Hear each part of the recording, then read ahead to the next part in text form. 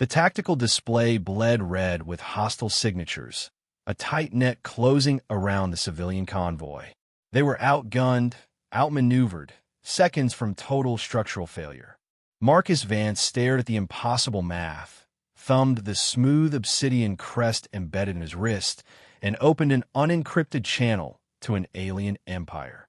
Will a frontline soldier's gamble save a fleet or start a war? Subscribe to follow Marcus into the fire. That same sharp sting of ozone and burnt coffee. It had hit him the exact same way weeks ago, right before the transit hall roof caved in and buried him. Stone, ancient, pale stone arched above Marcus, not the sterile white plating of a medical frigate.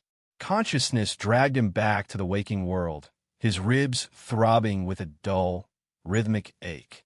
He turned his head.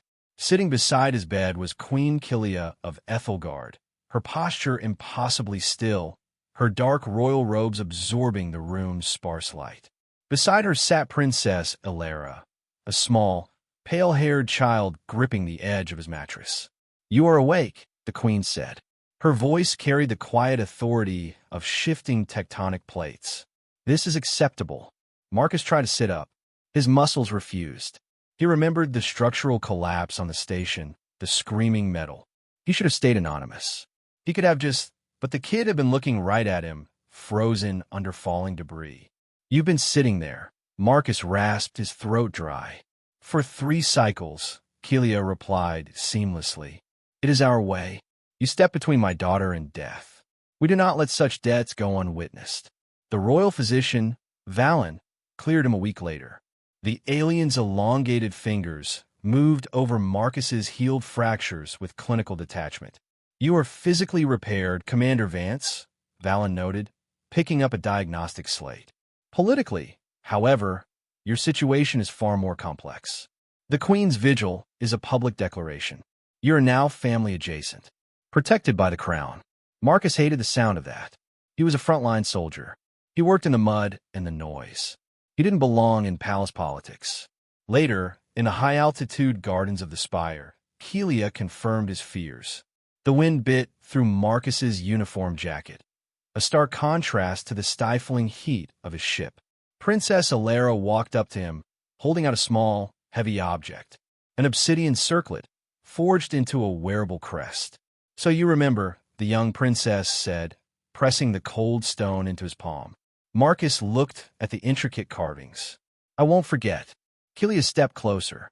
"When you leave this world, you do so under my protection. You are a symbol now. When you act with the knowledge that my house stands behind you. The galaxy is vast, but true allies are rare. Join us as we explore the universe's greatest stories."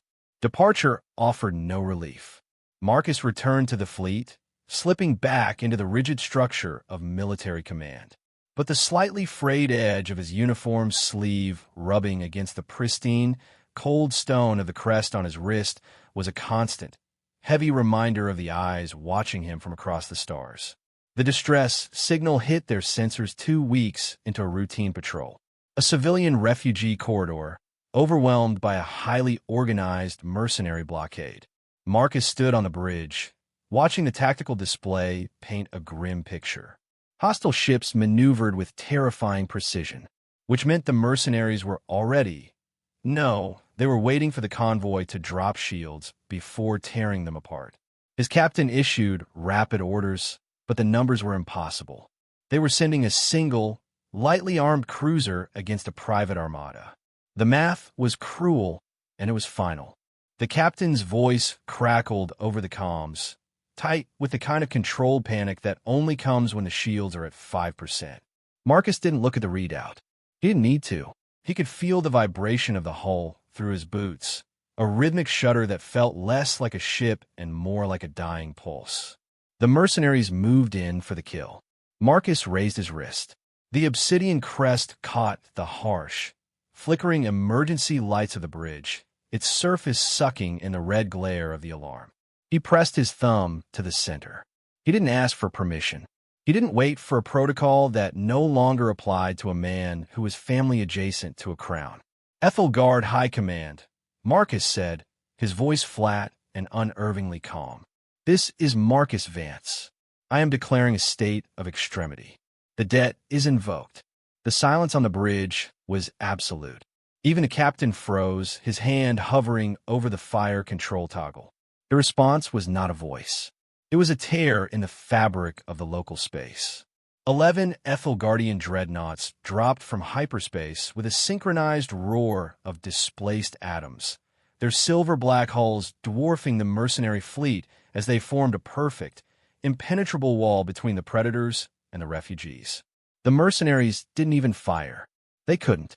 To pull a trigger against a royal vigil was to invite the systematic erasure of their entire organization from the star charts. A single image flickered on Marcus's primary screen. Queen Kelia. She wasn't wearing her crown, but the way she looked at him through the transmission made the entire bridge crew take an involuntary step back. "It is done," she said.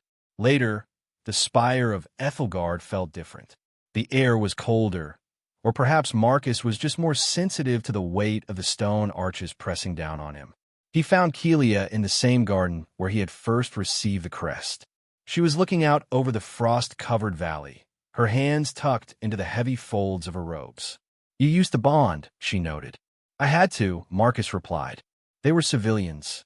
There were children in those transports which meant the mercenaries were actually working for the... No, it didn't matter who paid them anymore. "You believe you acted out of necessity," Kelia interrupted, turning to face him. Her blue eyes were like deep ice. "But you must understand that by calling us, you have ended your life as a simple soldier and begun your life as a precedent that every minor power in this sector will now study, fear, and attempt to manipulate for their own ends." Marcus looked down at his hands. They were stained with the grease of a ship that shouldn't have survived. He felt the slight fraying on the sleeve of his uniform rubbing against the pristine alien crest. "I'm not a politician," he said. "You are a statement," she replied. He realized then that she wasn't angry. She was mourning.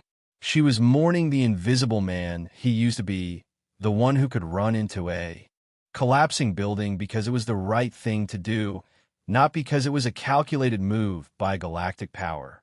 We are all bound by our choices. If you want to see where Marcus's new path leads, come back tomorrow for the next chronicle. Marcus returned to his ship, but the silence in the corridors followed him. He sat in his quarters, staring at a mission file for a high-risk extraction in the neutral zone. He chose the most expensive, most visible, and most righteous path available. He was no longer invisible. High above the mountain peaks of Ethelgard, a single bird circled the jagged stone, its wings cutting through the thin, frozen air of a world that refused to forget a debt.